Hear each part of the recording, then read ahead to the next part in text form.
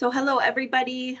My name is Jamie Gibson. I'm a senior program specialist here with the Continuum of Care under Housing and Workforce Solutions. And today we're all here for a technical assistance opportunity for the Continuum of Care program.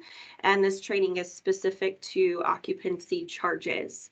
I know that there was a couple missed schedules on a previous technical assistance training, so just want to make sure that you guys are aware that today is for occupancy charges.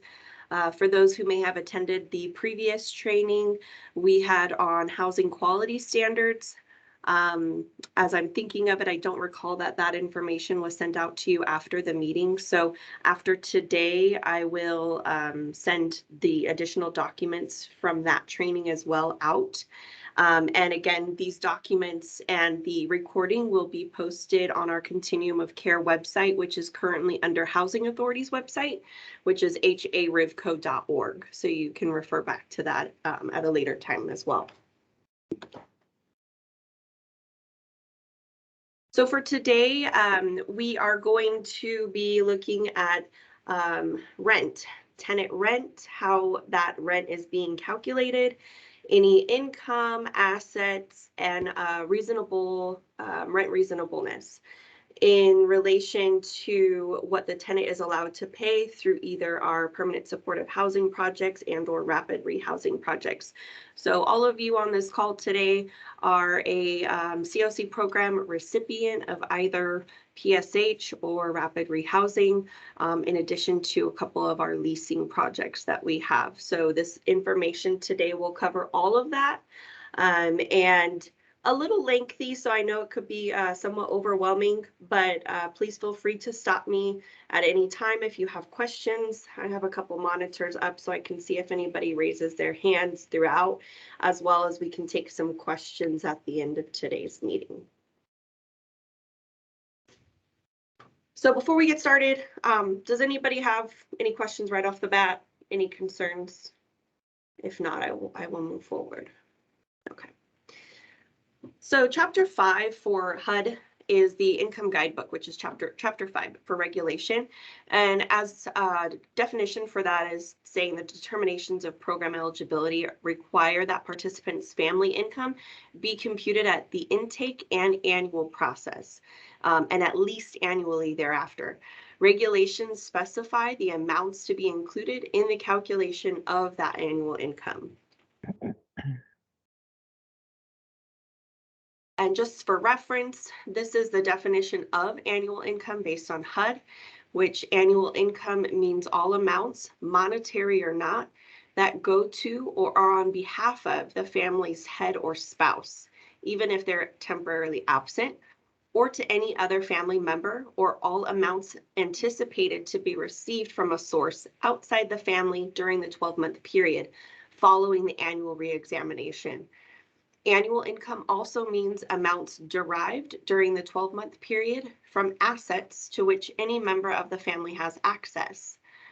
It is the subrecipient's responsibility to verify all income being received and anticipated to be received at eligibility and during annual reexamination. And below are some examples of what annual income would include, but is not limited to. So for example, our most common ones, full amounts for any payroll deductions of wages and salaries, overtime, pay commissions, fees, tips, and bonuses, the net income from the operation of a business, if any of our clients have a small business that they're operating, a full amount of periodic amounts received from Social Security, annuities, insurance policies, pensions, disability, or death benefits, payments in lieu of earnings, such as unemployment and workers' compensation, welfare assistance, child support, alimony, special pay allowances of a member of the armed forces, except hostile fire pay. One of the attachments that will be included in my email to you all, and so you know this presentation was just sent in the calendar appointment this morning. I just attached it a few minutes before 9 o'clock, so you'll have this, but I will send it again. One of the attachments that I will send you guys is HUD's Chapter 5 exhibit for income inclusions and exclusions. So you'll see on this screen here, this is what that document will be, and it's a great source. It's 5 pages, but this is HUD's regulation concerning what we count as income and what we exclude as income. Some of you may be familiar with this, some of you may not. So I will not go through every single page, but just so that you have a cheat sheet basically on hand in case you see those random income or asset sources, you can look at this document to see, is this something that I count or is this something that I exclude when I'm determining eligibility? So those 9 items are income inclusions, and then there's a section for income exclusions. And like I said, I won't read these word for word, but you'll have this as a resource to keep on hand.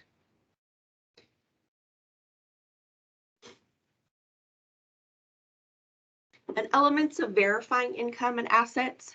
And this is information according to the PAH notice for 2019. The tenant provided original income documents are considered to be third-party verifications as they are generated by the source and should be accepted when determining eligibility. Examples of acceptable tenant provided original documents can include the following, which are pay stubs, payroll summary reports, an employer notice or letter of hire and termination, Social Security or SSI disability benefit verification letters, bank statements, child support payment stubs, welfare benefit letters and or printouts, and unemployment benefit notices. Also, there's EIV, which is earned income verification. I'm not sure which agencies may be utilizing EIV, but Housing Authority is one that does. There's also a work number website and DPSS reports that are forms of verification acceptable by HUD. And then when viewing pay stubs, they must be originals, consecutive, and should cover the last 3 months. Longer periods can be accepted, such as childcare, to help calculate incomes that vary each month. So when you see an income source that may have changed several times throughout, even a 3-month period or 6-month period, you can go and calculate further to get an accurate average for that client because you don't want to reflect higher income than what they truly may be receiving throughout the year. One thing that came to mind while I was developing this training is to provide you guys a monitoring form for your files. And it's not something that is required on our end, but I thought would be a good source. And I want to develop that and send that to you guys as for a group resource, which is kind of used from something that I've had in the past, a verification monitoring form. And that can be a sort of like a cover page that you could reference it as per client. So if you have 3 adult members in the household, all adults' income is counted. So you would have like this cover page on there that would say what the source of their income is and what level of verification you use to verify it. And I think that helps with organizing your client files when you're determining eligibility, and also helps when you're doing data entry and doing that calculation of rent. So I think what I want to do is provide that to you guys as a resource to use. And then when we come into our monitorings, which a couple agencies have been notified of monitoring so far, but we are working to monitor our HUD COC projects. That may be something that we'll look at during monitoring to see if that helps you guys to be more organized when you're working on your files. So more to come on that. I just wanted to throw that out there. But this in essence, you want to make sure you're verifying the highest level first. And at the bare minimum, we want to take a tenant's self-certification or self-declaration. When you're verifying your income or assets, you want to notate that you've attempted the other higher levels and resulted in the tenant self-certification if need be. Once all sources of income are known and verified, the reported income would need to be calculated to an annual figure. So some of the examples below are how to calculate annual wages. Hourly wages, if you're looking at a pay stub, hourly wages by the number of hours worked per year. So saying 2,080 hours for full-time employment with a 40-hour week and no overtime. Weekly wages would be by 52. Bi-weekly wages, which means every other week, that would be multiplied by 26. And semi-monthly wages are those paid twice a month, which is by 24. Monthly wages by 12. So as an example, if somebody is working a bi-monthly job, you'll be able to determine that by looking at their pay stubs to see the pay dates. And if you determine that it's bi-monthly, where they get it on the 1st and the 15th, or the 15th and the 30th of every month, that's going to be your indicator that they are paid bi-monthly. So when you're calculating that information, you're going to use the semi-monthly wages, or by 24. So I should have wrote an example down for you guys, but I'm just discussing it. You would basically add up the pay stubs and then divide by how many pay stubs you have to get your average, and multiply that by 24 to get an annual amount. And I think what I'll probably do is maybe provide a couple examples of that when I send out the documentations from today's presentation. Hopefully that information makes some sense to some, if not all of you.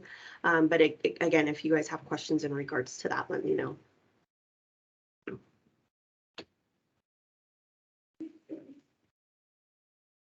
So we also have income from dependents. We know that when we're determining eligibility, we're looking at all adults 18 and older, but some dependents may also have income that would need to be counted. A dependent is a family member who is under 18 years of age, is disabled, or is a full-time student. Some income contributed to the household by dependents is counted and some is not.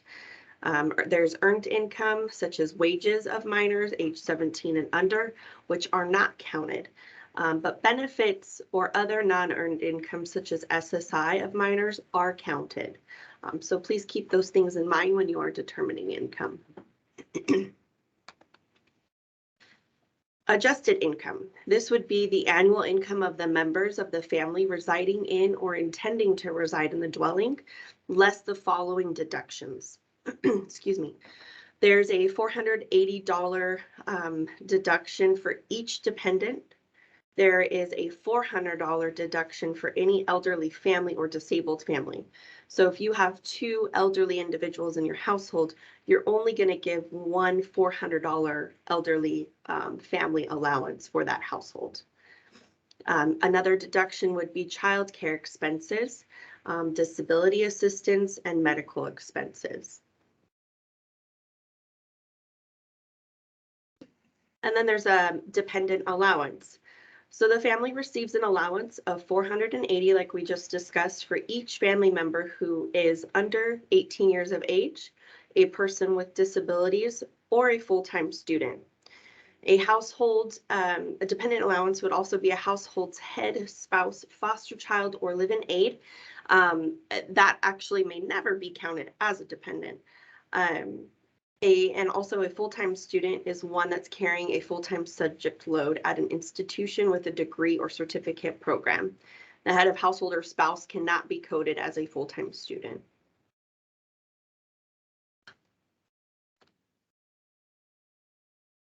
The elderly or disabled household allowance.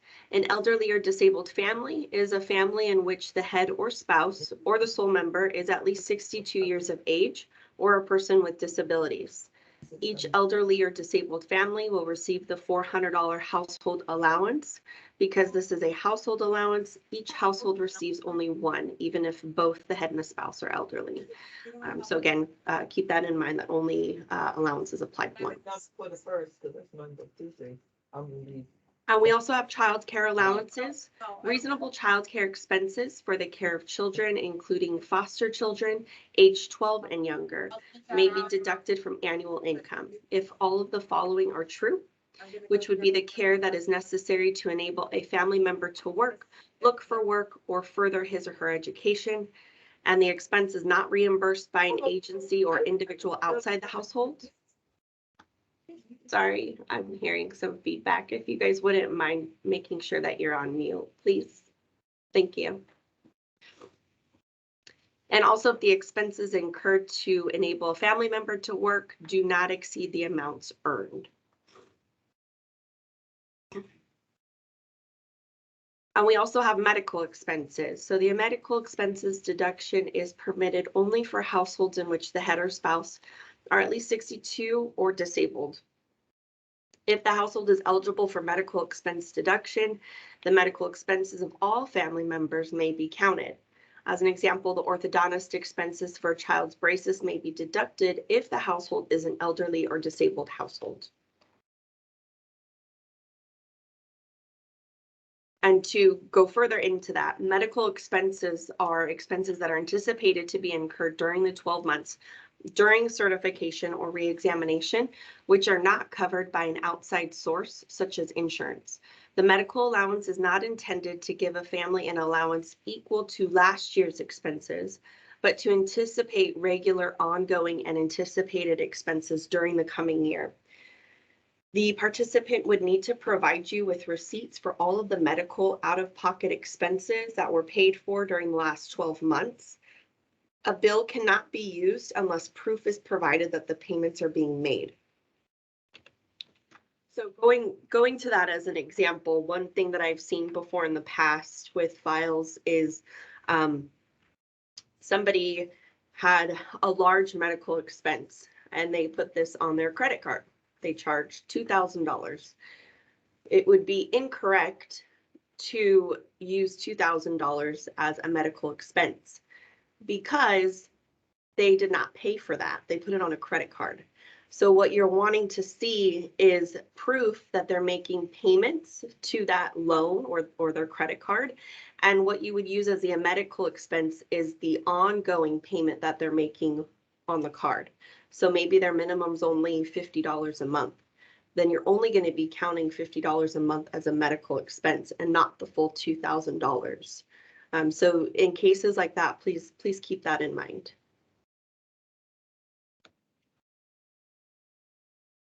All right, and then we will move on to rent reasonableness. So we've calculated our family's income. We've determined they're eligible for our program, and now they've come to us to find a unit, and maybe they've located something and turned in their packet to you for you to now determine if it is approved and eligible. So for HUD's rent reasonableness standard, this is designed to ensure that rents being paid are reasonable in relation to the rents being charged for comparable unassisted units in the same market. To calculate the gross rent for purposes of determining whether it meets the rent reasonableness standard, you would consider the entire housing cost, which is rent plus the cost of any utilities that must, according to the lease, be the responsibility of the tenant. The gross rent also does not include pet fees or late fees that the program participant may accrue for failing to pay the rent by the due date established in the lease. So gross rent would be rent plus the utilities the tenant pays. And this is going to be something new for probably most of you, but as I will speak in relation to claims being submitted on your program or on behalf of your program, and for files and for future monitoring, we want our COC program subrecipients to use what we've created, a rent reasonableness checklist and certification. This is also something that HUD has on their website, but we've modified it just a little bit. And this is basically going to be your cover sheet for rent reasonableness when you're looking up comparable properties, to make sure that the rent the owner's asking for is comparable to the community and area that's surrounding that proposed unit. This is the first half of the one pager, and again, it is a one-page document. This is to show you you're going to have your proposed unit on that first column, and then your other 3 units to show that, let's just say $1,400 is reasonable to the area. So you want to complete that document and fill out the information that it's asking: number of bedrooms, bathrooms, square footage, the type of the unit, whether that's an apartment, a duplex, a single family home, the age or the year built, the utilities, whether they're gas or electric, and then the utilities, again, whether they're owner or tenant paid. Sometimes the tenant may pay water, sewer, trash, or sometimes they pay all, or maybe they'll pay gas and electric. Excuse me. If this is handicap accessible, if you're needing that for a disabled household, and any amenities that may help to increase the justification for the asking rent. And the second part of that same page is the bottom, or the certification. This is going to show that the contract rent, which is the asking rent that the owner's wanting, and the utility allowance of whatever utilities the tenant is required to pay would equal the proposed gross rent. And what you're going to do is look at the rent reasonableness section here, saying based upon comparison with rents for comparable units, I have determined that the proposed rent is or is not reasonable. And that's an opportunity for you to sign and date that. And we want to have this checklist completed for each participant file.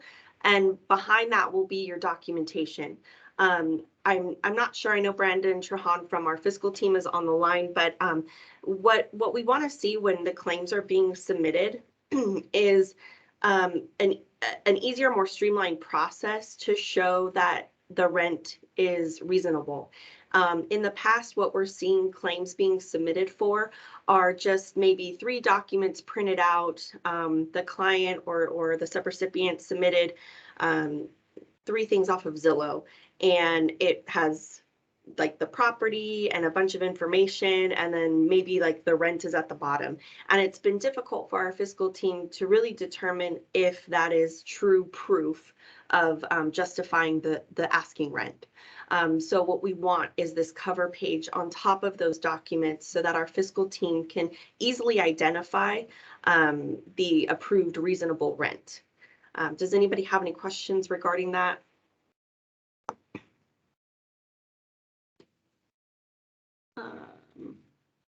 I think there might be a comment in the chat. Give me just a second.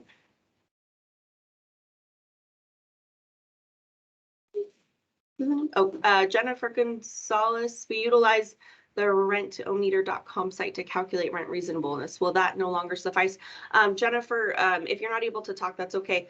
But on the rentometer.com, is that something that generates some sort of a report to show, like at a glance, the comparisons?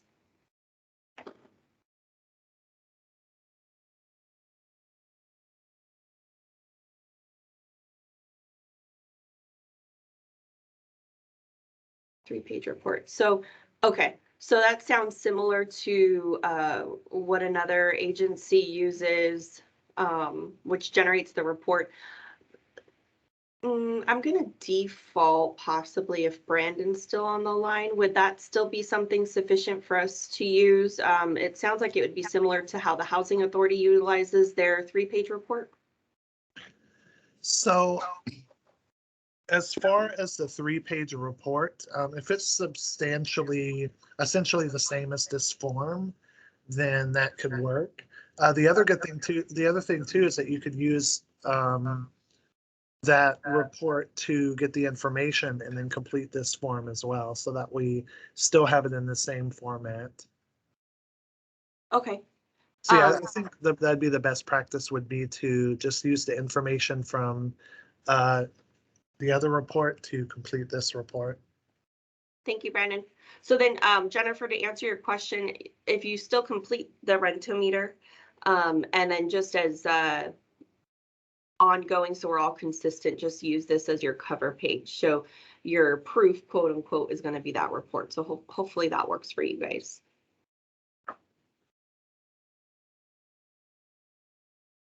Thank you. And part of the eligibility certification process will include verifying the utilities the participants responsible to pay. Participants who may reside in the city of Riverside, the sewer and trash will be on the electric bill, and in some cases, the water is billed separately. Please be aware that there are certain apartment communities that have a hydronic heating system, and so for those, the heating allowance would not be applied. This is where things get a little bit tricky, and it is hard to kind of use examples because every situation is different based on the tenant responsible utilities and the type that they are, whether they're gas or electric. So just so you guys know, I will be sending you the most recent utility allowance schedule, which is through the Nelrod company. There is one for single family, which you'll see on this screen.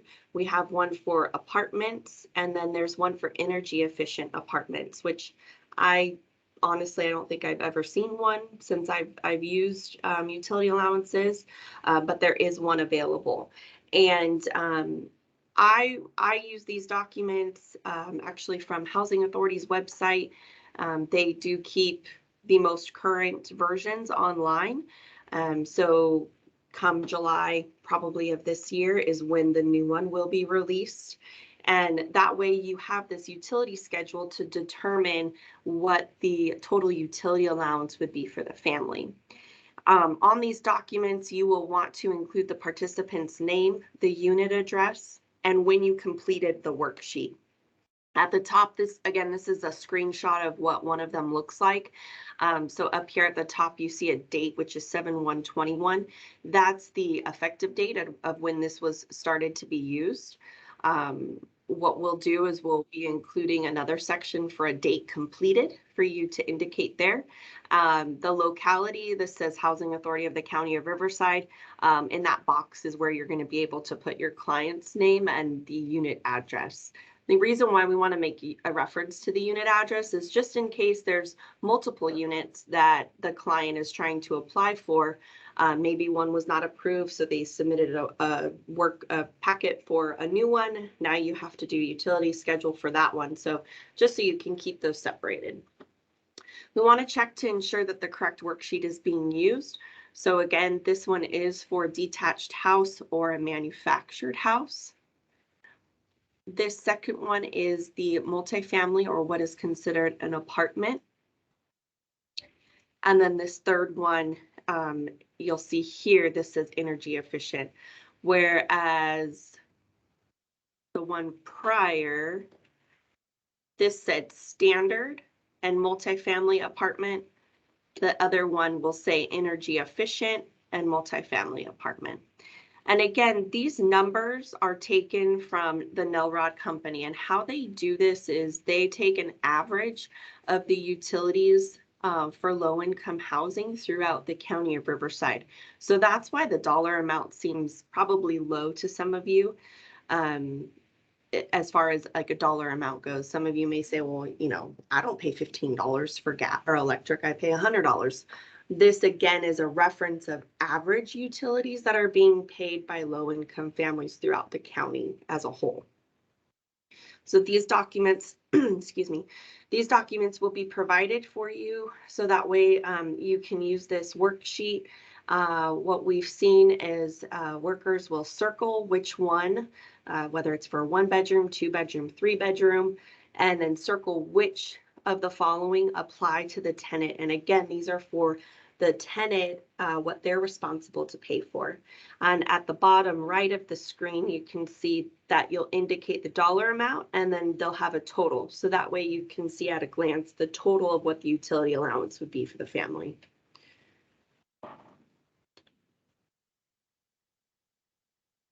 Any questions on that? Okay. So in addition to utility allowance, the other key standard in determining the program funds that can be used to pay rent would be the fair market rent, or FMR. Sorry about the typo, the number 9 should not be there. And that's the amount for the geography in which the unit is located. FMRs are the same throughout the county of Riverside. So the county has a fair market rent for 1, 2, and so on. The FMR standard is applied to ensure that a reasonable supply of adequate but modest rental housing is accessible to program participants. To accomplish this, the FMRs must be high enough to permit a selection of units and neighborhoods and low enough to maximize the number of low-income families that can be served. So you'll see here that FMRs for each fiscal year can be found by visiting HUD's website, and I've included the link there for you. What you'll do is click on the current individual area, fiscal year 20, and then I put the line there as 22 or 23, FMR documentation link. The site also provides detailed information on how they calculate the FMR for each area. Currently, we're still using the fiscal year 2021 as fiscal year 2022 has not yet started. So you'll see at the bottom, the screenshot I have here, shows the FMRs for 2021, and then when 2022 is released, you'll see that difference. So this is for 1, 2, 3, and 4 bedroom. I know that there are larger units, and HUD's website does provide the larger unit size. So this is where you can see this number, and we'll talk a little bit about how that plays into the rent determination. So fair market rent and the COC program for leasing funds. So keep in mind, this section is for leasing. The amount of the COC program funds used for leasing an individual unit may not exceed the current FMR for that unit size and location.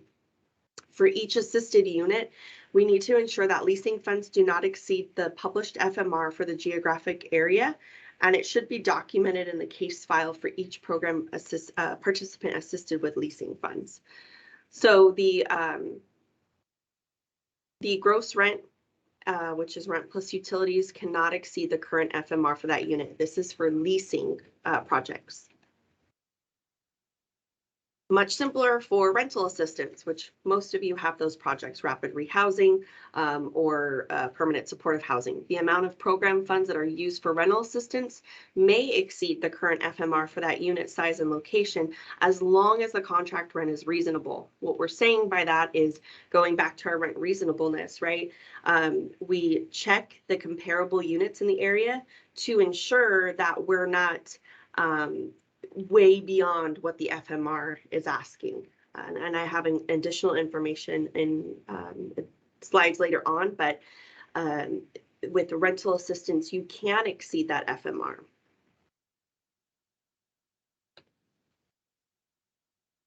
Determining acceptable rental subsidies for units that are assisted, and this is with leasing. The process for determining acceptable rent subsidies in projects assisted with leasing funds will include comparing the rent data to the gross rent of the proposed unit to assure that the rent reasonableness is there, and comparing the rent for the proposed unit with current published FMR rates. So those two things come into factor when you're looking at acceptable rent subsidies for leasing. And this is an example for leasing, more of a, I feel like a simpler example. And I'll read this to you guys. A case manager is looking to house a mother and son and has identified a 2-bedroom unit at a rent of $1,200 per month, not including the utilities, which are the tenant's responsibility. We determined the utility allowance established would be $150. Therefore, the gross rent ends up being $1,350. A check of 3 similar units in the neighborhood reveals that the reasonable rent is $1,400 for that area of the city. However, the FMR for the jurisdiction is only $1,150. Since leasing funds may only provide assistance up to the FMR, the asking rent would need to be negotiated with the landlord. Additional resources would need to be identified to make up the difference between that FMR and the gross rent, or another unit would need to be identified and you would have to disapprove that. So hopefully that example makes things seem a little bit more clear. This is for leasing. When you're exceeding the FMR, that's when we have to talk about negotiation with the landlord, or in this case with the COC program, looking for additional resources to make up the difference. Now, determining acceptable rental subsidies for units assisted with rental assistance. COC program funds for rental assistance may be used to pay rent for units with contract rents that exceed the FMR if the contract rent is reasonable in relation to rents being charged for comparable unassisted units in the area.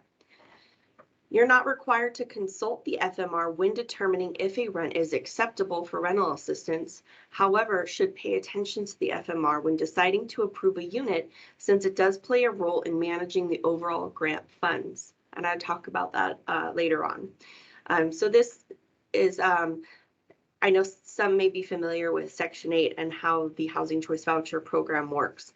There's a whole separate calculation for that to determine.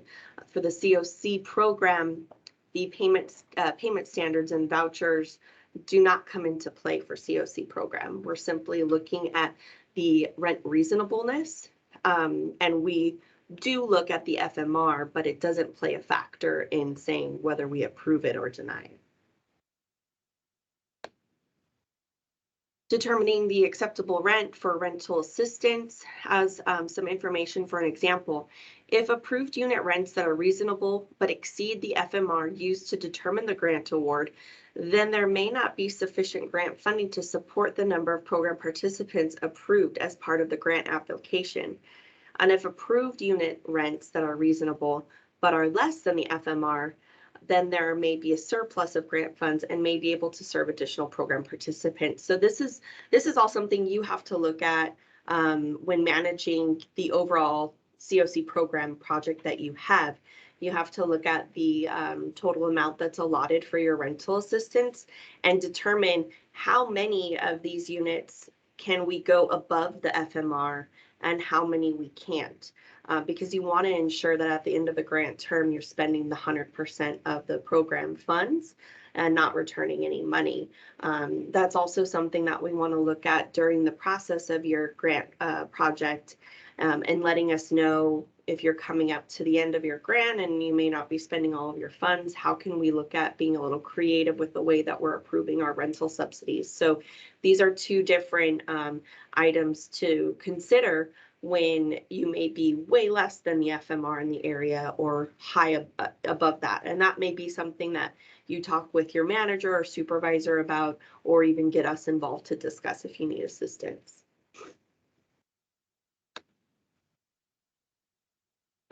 So how are tenant rent charges calculated?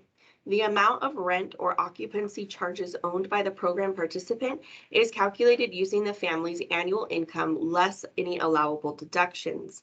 So in general, it's based on the following 6 factors, which we've discussed in the beginning with our income, taking into consideration the number of people in the household, the age of those in the household, right? If we're looking at dependents, anticipated income, anticipated expenses, anticipated allowance, and anticipated household paid utilities. For permanent supportive housing projects, the program participants' rent cannot exceed the highest of the 3, which is either 30% of the monthly adjusted income, 10% of the monthly gross income, or the portion of the household's welfare assistance, if any, that is designated for housing costs. The program participant's contribution is paid straight to the landlord, and the subrecipient pays the landlord the difference of the program participant's contribution and the contract rent. I put that information on there and also want to caution to make sure your clients know that they are to pay the landlord what you're authorizing them to pay.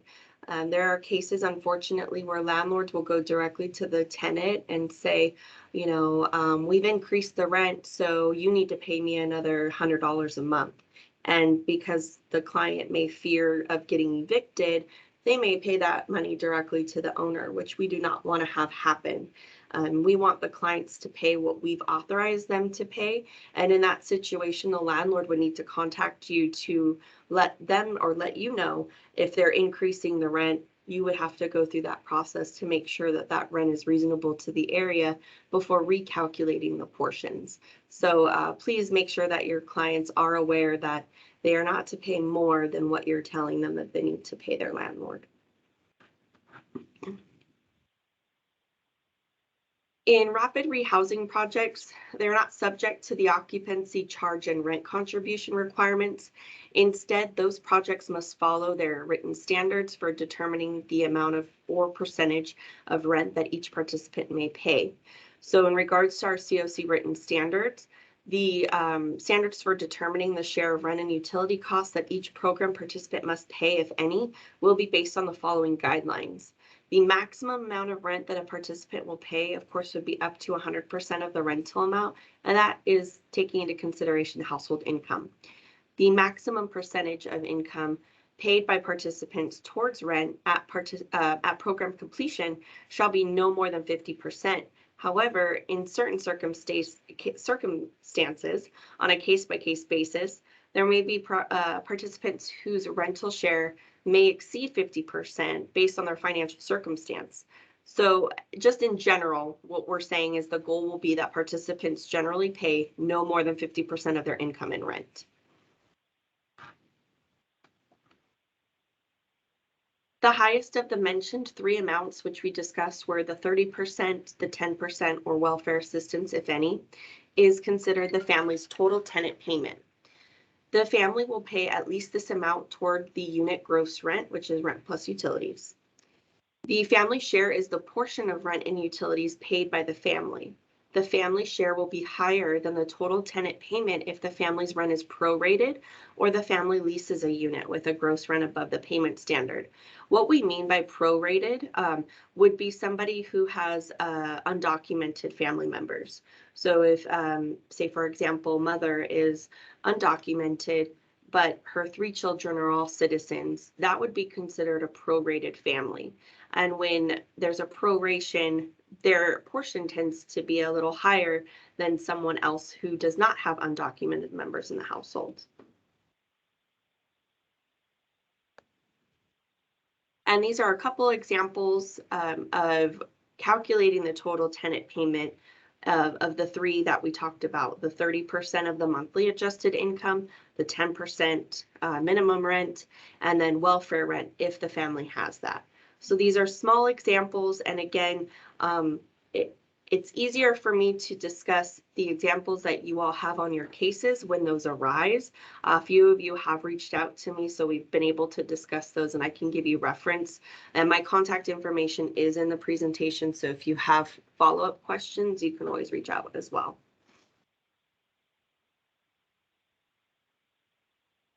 And these are just the steps that are taken in the rent calculation process. The link I have included below is a virtual binder that the HUD website offers under COC and ESG projects. And that specific link will take you to these specific steps in determining the rent calculation. I think that this is a great breakdown. It tells you step by step of what you need to do and provides resources for you. So if you're not familiar with the process of doing rental assistance, this link will definitely help. Hopefully I can possibly pop this up for you guys.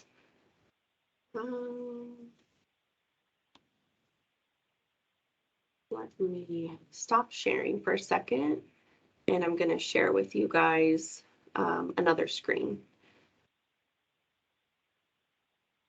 So hopefully you're seeing this screen now, which is the HUD Exchange website. And so when you click on that link at the bottom of the presentation slide, you're going to see here the rent calculation process. And again, this is for the COC program. This is going to show you the 9 different steps in determining the rent calculation process. It, again, will break it down step by step and ask different frequently asked questions. How should I verify the documentation that's collected? And in the determination of annual income, it gives you bullet points on what you need to provide, and then again gives you that that resource. So this is a great tool to have, and if you have questions on it, please let me know. Going into each one of these steps can become pretty lengthy, so I want to encourage you guys to explore this on your own time. And then let me know if you have any questions in follow-up to that.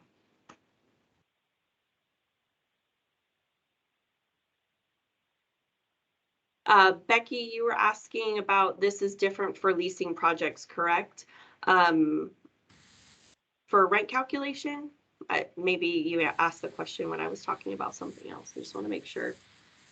No, for paying the landlord. So in leasing, the agency pays the full rent to the landlord, and then the client pays their portion of rent to the agency, which goes back into the project.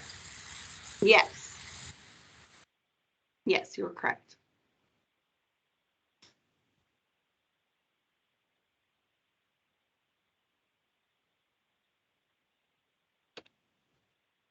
Sorry. Okay. And then we also have some information on documentation and review. So there's going to be certain documents that must be kept in the tenant's file. What we talked about earlier is that copy of the rent reasonableness checklist and the supporting evidence of comparable properties, whether that be a 3-page report like Jennifer mentioned earlier, or just your printouts of the comparable units you found via the internet. You also have a copy of the utility schedule, which we went over, and I showed you those examples.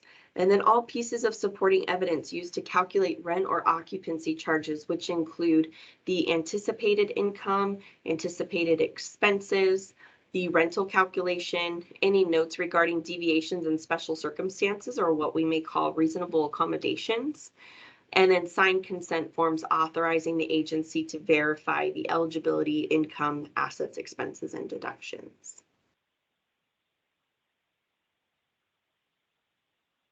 Do we have any questions from that? I just want to make sure that I'm able to address any questions you may have now. I know that's a lot of information thrown at you at once. If you're not familiar with this, again, my background is working with Section 8 Housing Authority and some of our special programs there under that division. So I have trained staff in the past and want to make sure that the information I'm getting to you is clear. So if you have any questions, comments, feedback, please let me know. What I will be doing is sending out to you a confirmation that you either attended today, or if you have staff who need to view this, I will be sending the recording to you. And I would like to ask that they also complete that to show proof that the agency has viewed the recording. And I did schedule this for till 10:30, just in case we had some discussion or comments on this. But I don't see anyone with raised hands. So either I gave you too much information or I was really clear with what I told you. Michelle? Just a quick question for live-in Yeah. aids. Yes. Is their income excluded from the calculation? Good question. Their income is excluded, and we do ask that they provide it. Some files we have seen, they just list the live-in aid. If the live-in aid is going to be added to the household, not necessarily someone who comes maybe 2 days a week for a couple hours. We're looking at somebody who's living there 24/7. We want all of their income and asset documentation. We would treat them like any household member and have the documents on file, but their income asset information would be excluded. So yes, thank you, Michelle. Thanks.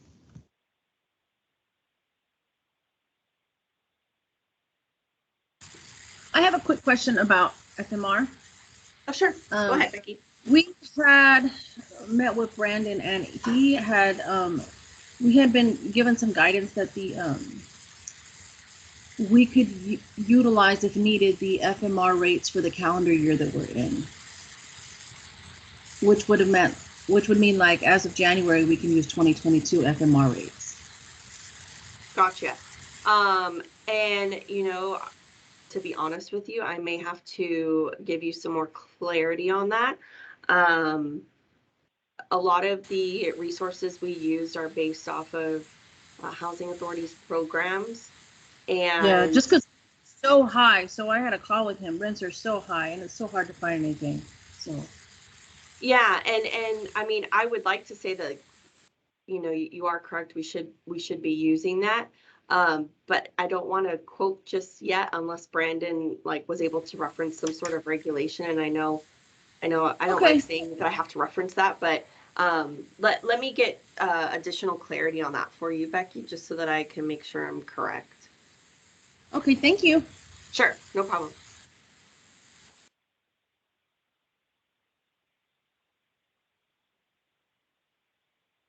Anybody else? Okay. Well, with that, I will give you guys back 38 minutes of your time. I appreciate everybody attending today.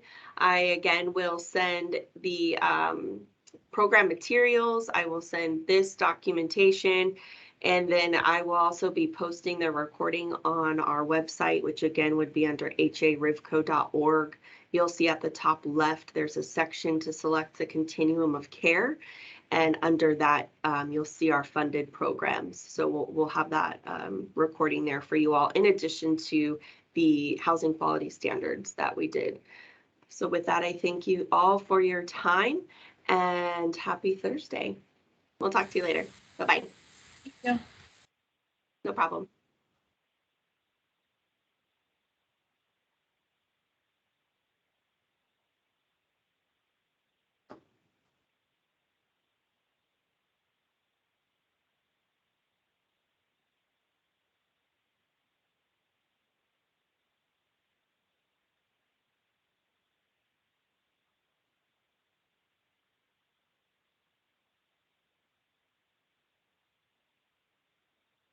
Good job, Jamie.